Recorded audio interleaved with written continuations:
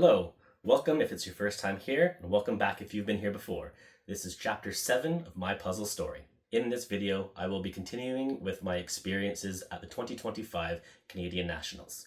This is part 4 of that story. In part 1 and 2, I talked about the individual events and my preparation to compete in those at the 2025 Canadian Nationals, and in part 3, I talked about my preparation in getting ready for the pairs and the teams events at the same nationals. In today's video, I'll be talking specifically about the actual pairs events at the 2025 Canadian Nationals, an event that I had never participated in before. In my previous video, I talked about how my partner and I, Rachel, prepared for the 2025 Canadian Nationals and the lead up to these events. So go check that out if you haven't already done so. Heading into the pairs qualifying event, this was the most concerned I was for any qualifying event at the Canadian Nationals. Not because I wasn't confident with my partner, but it was the most challenging of all the events to qualify for the finals. Only 20 out of the 80 teams in each qualifying round would make it through from the pairs, while the individual event was the top 40 out of 110, and the teams event was the top 20 out of 40 teams. So this, just by percentages, the fewest teams made it through. And again, this is an event that I hadn't participated in at Nationals before, neither had my partner, and you just never know what it's going to be like on that day. So I was a bit nervous for this particular event. There were two positives when it came to the qualifying round for pairs.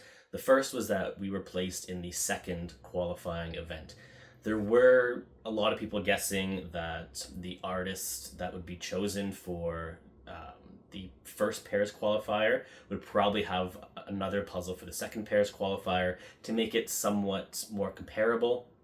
There was no guarantee that was going to happen, but we knew one artist over the weekend would be featured twice, and that hadn't happened yet with the individual events. So there was a good chance it was the two pairs qualifying rounds, but again, you never know.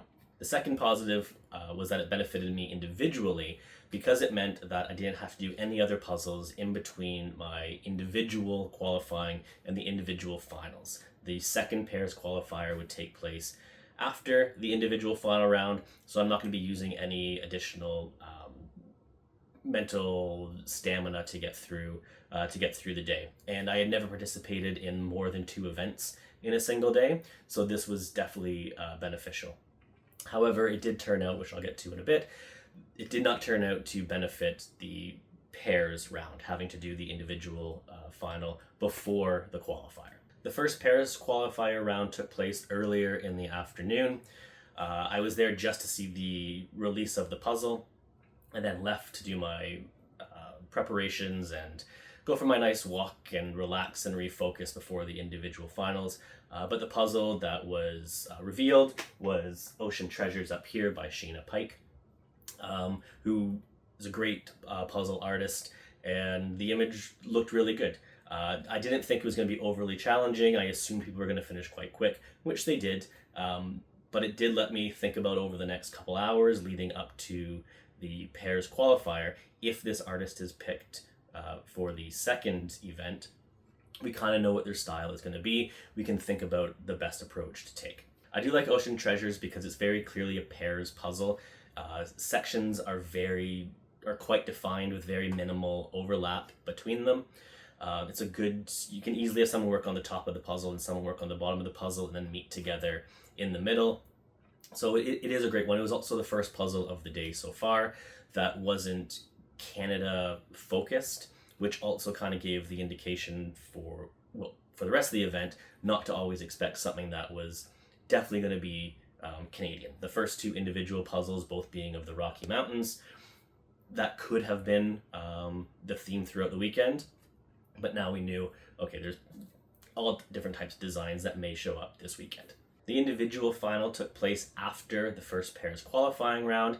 I covered that story in chapter 5 on this channel, so go and watch that if you hadn't done so. I'm not going to go through that puzzle again. It is right here, but it was an exhausting puzzle, and it definitely had an impact on the pairs qualifying round that happened almost immediately after the individual final round was complete.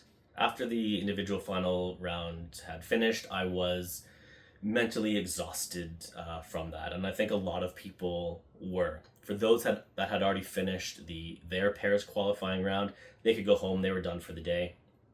Very jealous of them, but that might have, having the pairs qualifier round first, that might have impacted their individual final rounds. So there's pros and cons to each of these. But when we were done the individual qualifying round, I was so tired. I just wanted to go home and sleep. The last thing I wanted to do was have to deal with the pairs qualifying.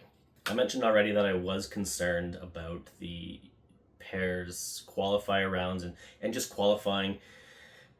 Yes, I felt we still had a pretty good chance. Top 20 out of 80 teams. We should be within that range. But again, I'm very tired. I can't speak for my partner, Rachel, at this time, but I imagine she would have been tired. She also competed in the individual final.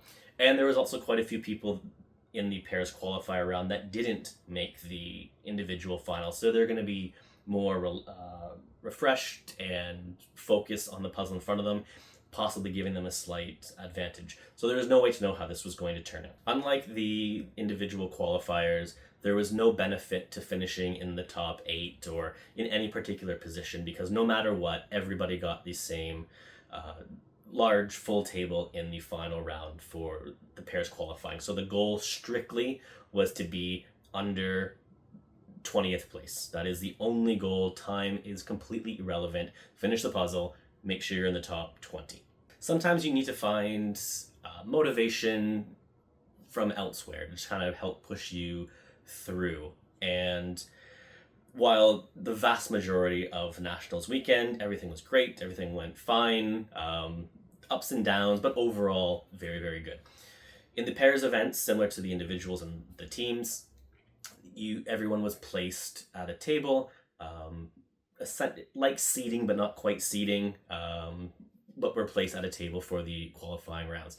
If you were placed at tables 1, 2, 3, 4, and around the earlier numbers, that would mean they thought that you're going to do quite well and expect you to finish quite quickly. While if you're near the back numbers, 38, 39, 40, it was either you didn't have enough experience at these types of events, they didn't know who you were, or it was just randomly assigned at that stage. Again, that's all fine. However, my partner and I were placed pretty much as far back as you can go at table 38 out of 40. So that was a bit of a surprise for both of us. Now, upon reflection, I can see a justification for it. Neither of us had participated at a Nationals pairs event before, but that was also the case for some other people that were placed at higher tables. We had participated in virtual events with good results, top 5 finishes each time. We were also placed, as I mentioned in a previous video, for the individual event, I was placed at table 2. Rachel was placed at table 8 for the individual event, so still quite high for both of us in those categories. So maybe that would transfer over to the pairs positioning, but it didn't. We were placed at the very back row, near the audience, which I don't like being that close to spectators, but it is what it is. It's fine now, but it did give that extra motivation to say, hey, we probably should have been a slightly higher number. But I also, at this point, I was very tired, so maybe this would have turned out fine if we did poorly.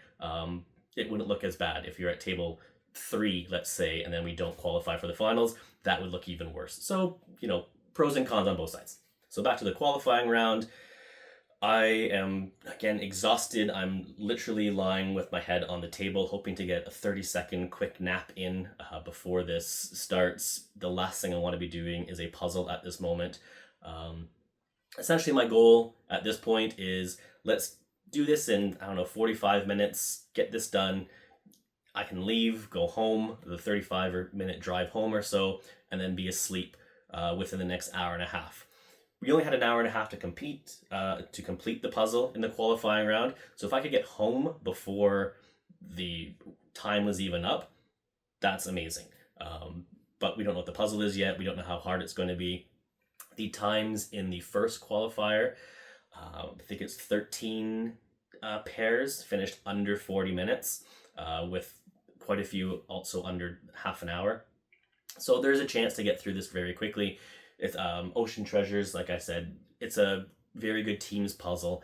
It's not overly challenging when it comes to pairs, so hopefully we get something similar and get this done, get out of there. The time starts, we open the puzzle bag and we see this puzzle here, Himalayan Harmony, it is the same artist as Ocean Treasures, Sheena Pike. First off, I do want to very clearly say I love the artistic work of this. The image itself looks amazing. But, and this is a very big but, the difference in difficulty between the two puzzles is significant when it comes to a pairs puzzle specifically. The mental effort required to get through Himalayan Harmony is going to be more than what it was to get through Ocean Treasures. I'm just very, very tired. I'm not in a great mood at this point anyways. I'm cranky when I'm tired. But we got to get through this. I did not record this qualifying round, so I'm going off my very tired, hazy memory from this. Unlike the previous videos as well, where I've put like a small reenactment down in one of the corners, I'm not going to do it for this one either because I don't always know what my partner is doing while puzzling, as we all work on our own separate things at some point. So I'm just going to try to recollect the route that we took with this. It definitely wouldn't be the same way if we did this puzzle again, but we both did the best we could with the limited mental energy we still had left. So after the piece flip, I am confident that is the first thing that we did. Rachel took the border. That's kind of how we always tend to do this. We'll all work on some small project to start. While Rachel was working on the border, which wasn't easy, I was kind of lost on where to get started. The snow leopards blended together, the orangey red fur, there was a lot of it through the puzzle, so sorting that out wouldn't be that easy. It was also mixed in with some white fur, which made it tougher. There was the green plants, which did stand out, so maybe I would start there. However, the green plants are attached to the border, which I don't have yet, so having a starting point also makes that more challenging, especially with those types of leaves where they're kind of scattered all over the place. So yeah, I was kind of lost on what to get started with, and I don't know how this is going to go. I do think I started with the green plants just because that color stood out a lot, but like I said, without the border, it was a bit of a challenge. The blue sky in between the leopards and I want to say a fox in the middle, that stood out, so that was easy to get together. From then on, I moved on to the snow leopards, but that was going very, very slowly as there was a lot of crossover between them. With my very tired eyes at this point, I've since done the puzzle on my own and with a partner as well, and I can definitely see the differences now.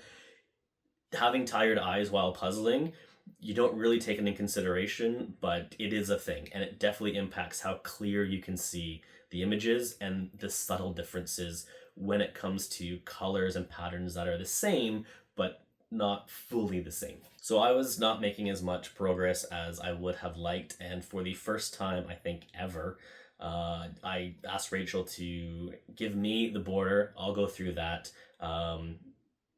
and she could work on something else within the puzzle. I'm pretty sure she moved on to the pink and white flowers near the bottom of the image, which did make sense because I had collected all the green leaves and they were by me, so I could just move on to that once the border is done. The snow leopard was kind of collected as well, but it wasn't that easy to do. The pink flowery section at the bottom hadn't been touched yet, so at least those pieces would be sorted out, and we kind of went from there. The border was eventually finished, which means I could more easily place the green leaves, especially near the top of the puzzle. The remaining green was kind of easy to slot in near the bottom. But from then on, I remember very little in detail about what happened next. I think the exhaustion has kind of blocked out the remainder of that puzzle.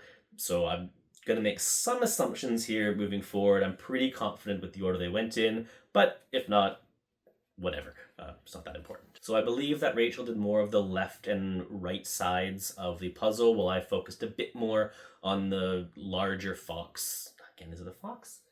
I think it's a fox. In the middle of the puzzle, and connected a few other little pieces in there. Rachel then moved on to the snow leopards, and by the time I was done with the stuff I was working on, we kind of met at the snow leopard section in the top corner, which took a bit longer than it should have. The winning pair for the first qualifier round was Shelby and Matt Campbell with a time of 39:31, and that is slower than the top 13 teams in the first qualifier, first pairs qualifier, which kind of highlights the point on, yes, those two puzzles had very different difficulty, but I think it also took into account that there were quite a few people that were tired from the individual qualifying round. So this is a perfect example of why they don't just take the top times regardless of how you finish in the different qualifiers. Each individual qualifier has a certain number of people that will go through, but it's also a good reminder that different puzzles are different, obviously, where you may be able to finish with a partner in under 30 minutes, while the next puzzle, which is also 500 pieces, it may take you 45 minutes or 50 minutes or an hour, depending on the difficulty level of that puzzle. So the best you can do is always just looking at the puzzle in front of you and getting through that specific one, not comparing your times to how you did with other puzzles. The second place team finishes just 7 seconds after the first place team at a time of 39:38, and that is it for teams that are under 40 minutes in this qualifier. Again, I said there's 13 teams in the earlier qualifier, so big difference between the two puzzles. Rachel and I still have a fair bit to do at the 40-minute mark. The snow leopards are going slowly, and there's a few other random pieces that still need to be placed in. But I just remind myself, top 20, that is all we need from this.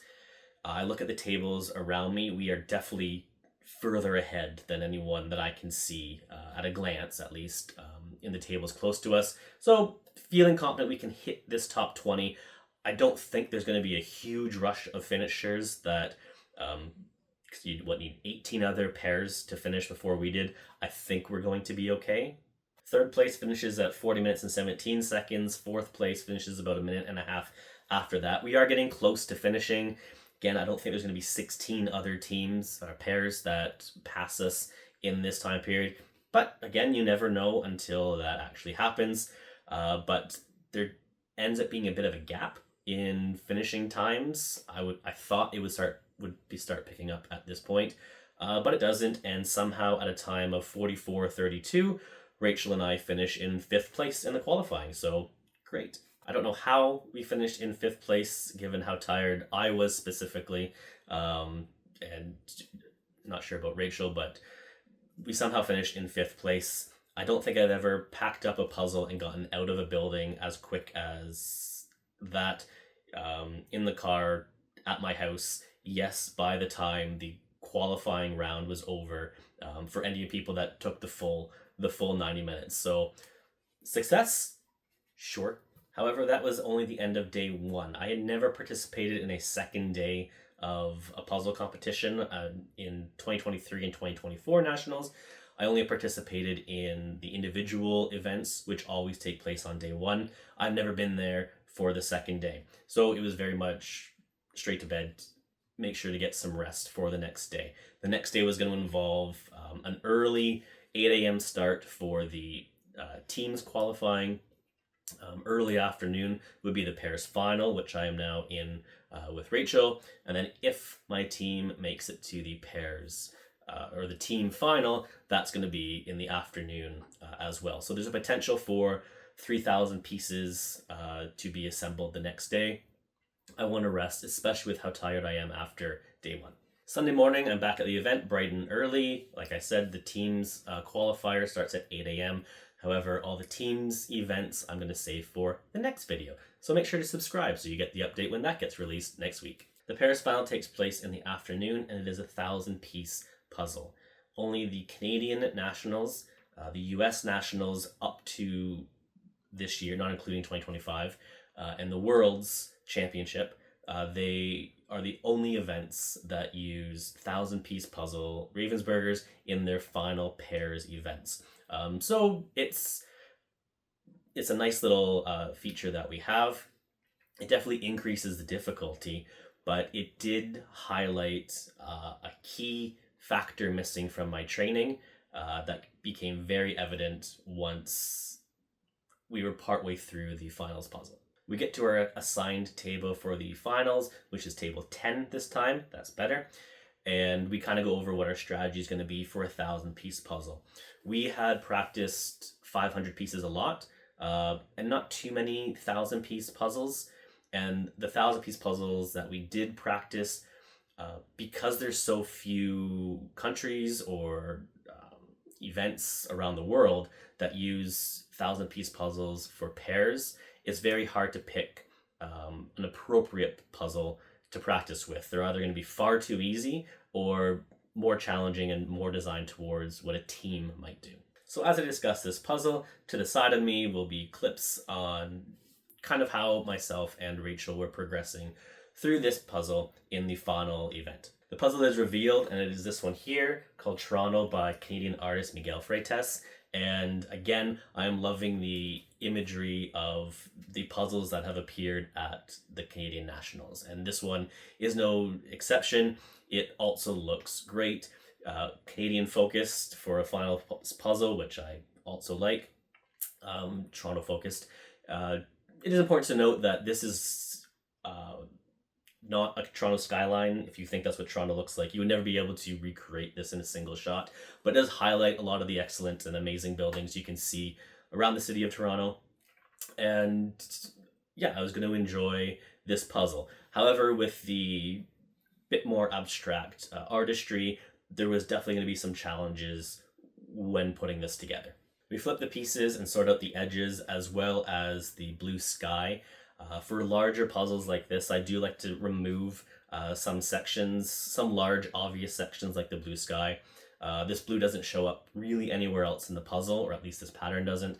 So it's nice to have it out of the way. So when I'm trying to sort through and collect pieces for other sections of the puzzle, I can not have to worry about these 100, 200 pieces for this section. So that's kind of how we started our approach to the puzzle. While Rachel is doing the border, I'm starting on the buildings. A lot of this is just kind of color sorting at the moment, which obviously will help me put the pieces together. But once Rachel has done the border, it'll be easier for her to sort through what's left on the table or take one of the piles that I've already sorted and started getting underway. I do start on the red buildings because it stands out a little bit more. The color is quite bold. It's easy to pick out, but it does have some overlap with other red that's in the puzzle, which adds the difficulty a little bit. At some cases, the red and the orange, it could get mixed up at this time, and it wasn't going as slowly as I liked. So I moved on to the beige buildings instead, which went together a lot quicker. They're also higher up and closer to me. You could attach them to the border more easily once that was finished, which would then make the sky a bit easier, and everything's just a chain reaction from there. So it made sense to move on from the red. It's still going to be there, but if I could build some of the buildings around that, it might be easier to fill in the red buildings and the orange buildings a little bit later on. So as I said, I've done the beige buildings, the white buildings. They all came together fairly easy. Rachel has finished the border. She's moved on to the yellow buildings, which also stand out. I'm going through the red and the orange the best I can.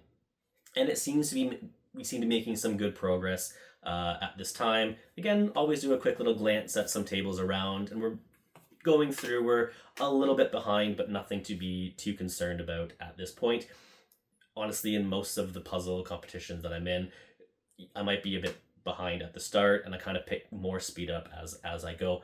But that's always been for 500-piece puzzles. Hopefully that would also be the case for 1,000-piece puzzles. Around the 47-48 minute mark, Rachel and I switch places, and she works on the sky at the top while I work on the more random bits in the bottom half of the puzzle. While Rachel goes through the sky, I get the bulk of the buildings done below, as well as a good chunk of the streetcar, and it's really just going to be the more difficult sections that are left at the bottom, like the streetcar windows, the water, and a few other more random aspects, the plants, the trees. We'll be able to work on those together, and we switch back after about 20 minutes. You're not able to have two people sit on the same side, I don't think.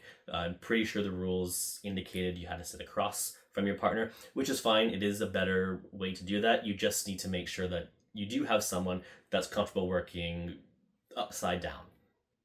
If working upside down is something that you struggle with, make sure to subscribe, and there will be an upcoming lesson for Speed Puzzling 101 that focuses specifically on upside down puzzling. What was left in the puzzle at this point was mostly randomness. Like I said, the bottom corner where the water is and the streetcar windows, they proved to be more difficult than we thought. The trees went together easier than we thought they would be, so it's just trying to fill in these random spots as quickly as possible, and it's going to come down to a race on who can do this the best. At 1:18:38, Devin Donaldson and Katie Delude-Sicard finish in first place, of which nobody is shocked, and it might be the least surprising result of the weekend, and I'm including Megan Sloka's individual win for the second time. So, of course, these two were going to finish in first place. Both excellent, very talented puzzlers. They've practiced together. They're going to be at Worlds together this year.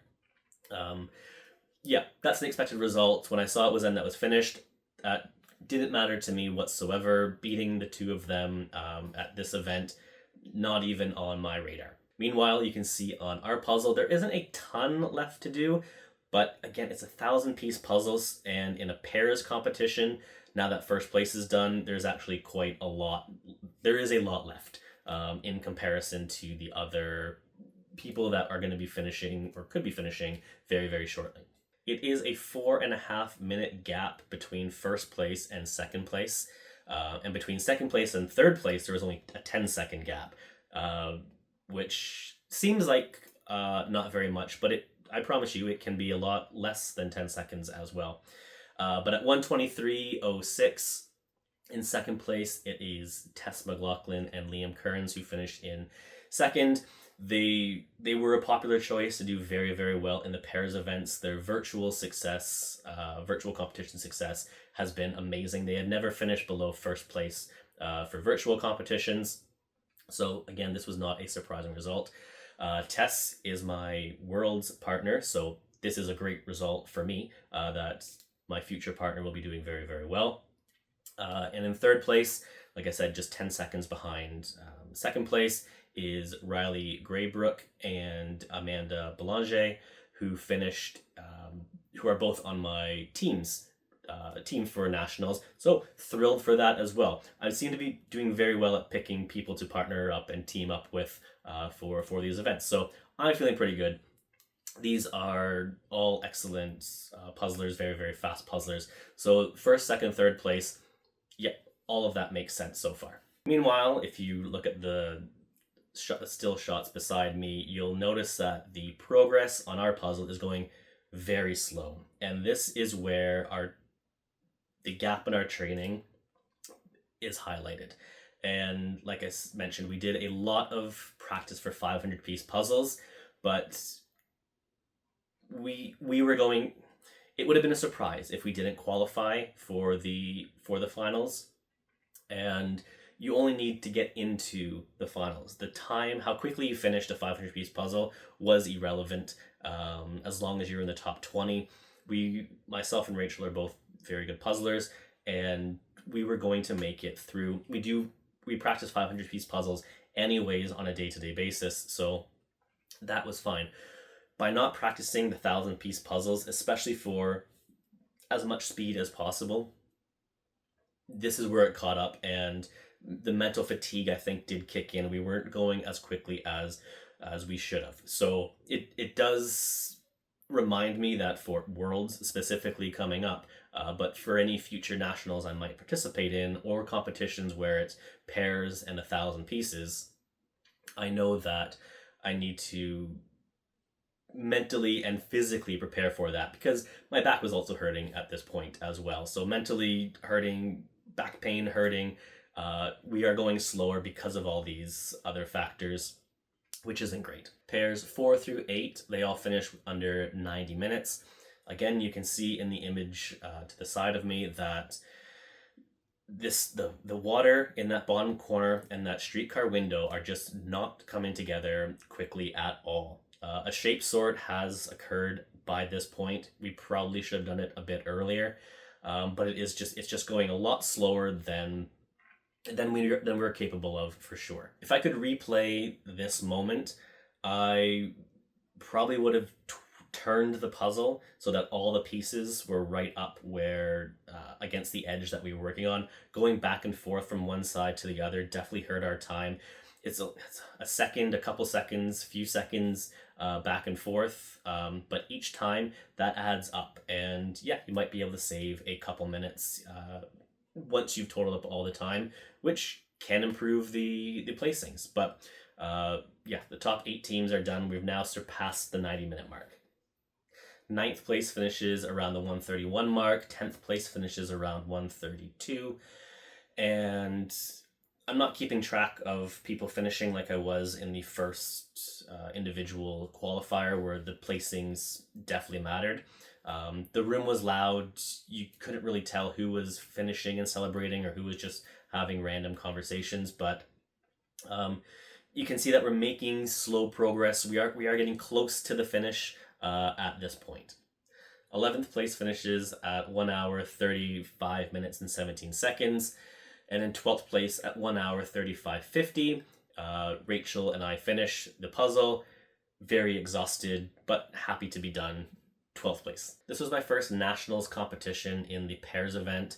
I didn't really know what to expect, and I don't think I had a clear goal going into the weekend. Making the finals obviously was a priority, but once we got to the finals, it was hard to kind of know what to aim for. Upon reflection, top 20 in the finals is something that I probably would have been happy with, especially with the quality of the other puzzlers and the fact that the majority of the pairs in particular had previous national and more competition experience, which is understandable. 12th place is close to the top 10, which I think is what makes the result a little bit disappointing in a way. It's just top 10 is so close and it just sounds so different. You can rephrase it. Top 20 we're in, great. Top 15 sounds good as well. Top 12, that's an arbitrary number. But top 10, it's so close.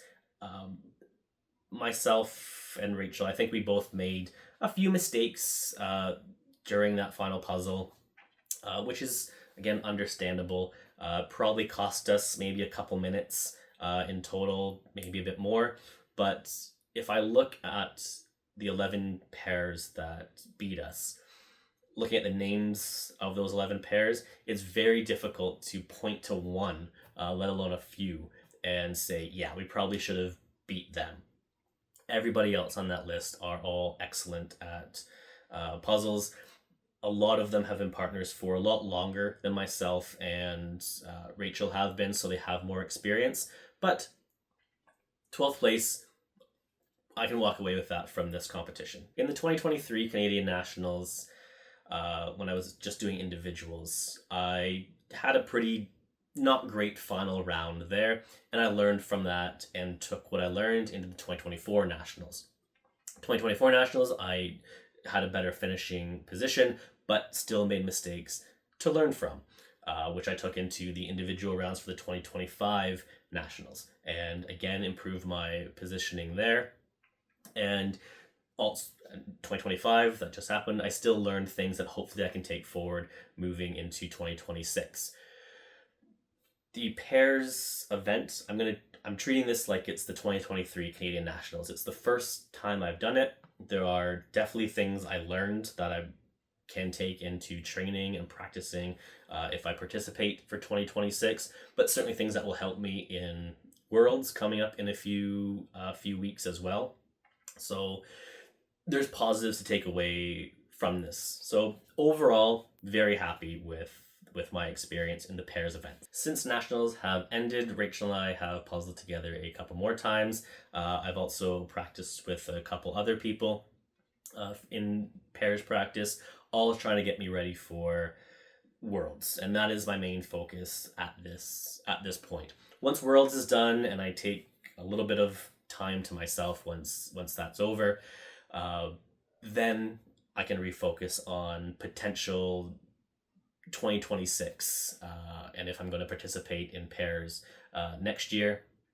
But if I do go into pairs, now I have clear goals. The bar has been set at 12th place, and beating that is what the goal will be. And now that the individual and pairs events are over, the focus turns to the teams event at the 2025 Canadian Nationals. And that is a story of celebration and heartbreak.